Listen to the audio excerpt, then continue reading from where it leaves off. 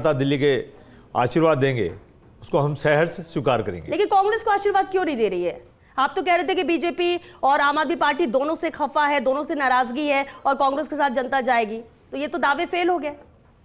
बिल्कुल, हमने शीला दीक्षित जी के कार्यकाल में 15 साल बहुत बेहतर काम किया था और उसी की कॉपी करके हम दोबारा दिल्ली की सेवा करना चाहते थे।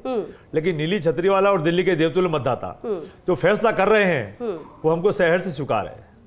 और क्योंकि इस वक्त की बड़ी खबर है 70 सीटें और 70 की 70 सीटों पर रुझान सामने आ चुके हैं और रुझानों के अनुसार 43 पर बीजेपी और आम आदमी पार्टी यहां पर 26 सीटों पर आगे और 1 सीट पर कांग्रेस आगे चल रही है। एकलव्य जी हमारे साथ है, आयुष एक प्रतिक्रिया उनसे भी ले लेते हैं। एकलव्य जी, इन रुझानों को लेकर क्या कहेंगे आप? क्योंकि आपने भी कहा था कि एग्जिट पोल तो जो कह रहे हैं वो नजर आता है परिणाम हो सकते हैं, रुझान भी यही कह रहे हैं। क्या लगता है आपको परिणाम भी यही होगा या भी बदलाव होगा?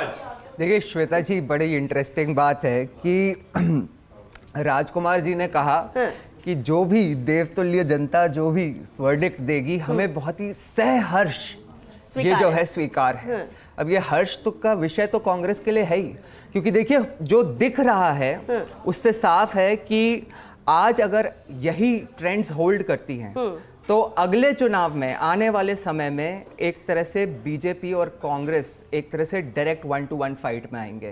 तो ये कांग्रेस के लिए हर्ष का विषय तो है ही। दूसरी बात में जिससे पहले की, क्योंकि जैसा कि साहब ने बताया कि अर्ली ट्रेंड्स हैं, लेकिन कुछ चीजें जो हमें दिखाई दे रही हैं वो बड़ी इंपॉर्टेंट है। जैसे एक तो मिल्कीपुर सीट का जो भाजपा आगे चल रही है, आपको ध्यान होगा कि एक नैरेटिव क्रिएट करा गया कि भाजपा जो है राम मंदिर का बनने के बाद भी अयोध्या की सीट हार गई, जबकि अयोध्या की असेंबली सीट पे भाजपा हमेशा आगे थी।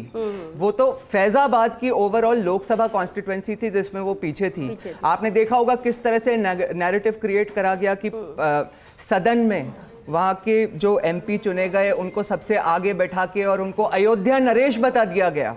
तो वो अयोध्या नरेश की जो विधानसभा सीट है उस पे आज जनता ने बता दिया है कि यदि वहां के कोई राजा हैं तो सिर्फ प्रभु श्री राम ही हैं। दूसरी बात मैं आपको बताऊं कि अगर मतलब सारी पार्टीज की क्रेडिबिलिटी तो इलेक्शंस में स्टेक पे होती है, लेकिन एक क्रेडिबिलिटी जो लौटते हुए एक तरह से दिख रही है वो क्रेडिबिलिटी है एग्जिट पोल्स की, क्योंकि जो एग्जिट पोल्स ने दिखाया लगभग हमें वही ट्रेंड्स दिखाई दे रहे हैं अभी तक। और दिल्ली में देखिए कि जो तीनों बड़े फेसेस थे, अरविंद केजरीवाल, मनीष सिसोदिया और आतिशी जी, ये तीनों पीछे चल रहे हैं। इसके मैं एक छोटे छोटे कारण बताना चाहूँगा। अरविंद केजरीवाल जी की सीट पे तो देखिए बाकी वो बहुत अच्छे नैरेटिव क्रिएटर हैं, इसमें कोई डाउट नहीं है। वो ये बता सकते थे कि बीजेपी ने उन्हें षड्यंत्र करके जेल में डाल दिया। वो ये कह सकते हैं कि लिकर स्कैम में एक्चुअली अभी तक कोई वर्डिक्ट नहीं आया है इसलिए उनको बेल मिल गई। परंतु जो शीश महल है उसकी तस्वीरें लोगों ने अपनी आंखों से देखी हैं, जिसको कोई छुपा नहीं सका।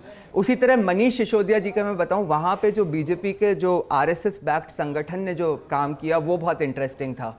वो उस कॉन्स्टिट्यूएंसी में गए और वहां पे उन्होंने लोगों से पूछा कि आपके जो मनीष सिसोदिया जी हैं उप मुख्यमंत्री जी, आपने देखा होगा कि ये हमेशा मोदी जी की डिग्री पे सवाल उठाते रहते हैं, परंतु क्या आप लोगों को पता है कि ये स्वयं जो वर्ल्ड के सबसे बेहतरीन एजुकेशन मिनिस्टर बताए जाते हैं, सबसे बड़ा एजुकेशन मॉडल देने वाले बताए जाते हैं, वो खुद स्वयं सिर्फ 12th पास हैं। ये फैक्ट्स हैं जो जनता तक पहुंचाए गए हैं। और देखिए उसी तरह से देखिए आतिशी जी ने तो अभी खैर पावर अज्यूम करी थी, एक महिला कैंडिडेट हैं, उनको महिलाओं का समर्थन मिलने की उम्मीद थी, लेकिन देखिए एक डिसअपॉइंटमेंट भी है, क्योंकि जब उन्हें मुख्यमंत्री बनाया गया तो पहले ही डिक्लेयर कर दिया गया कि ये तो इंटरिम सीएम है।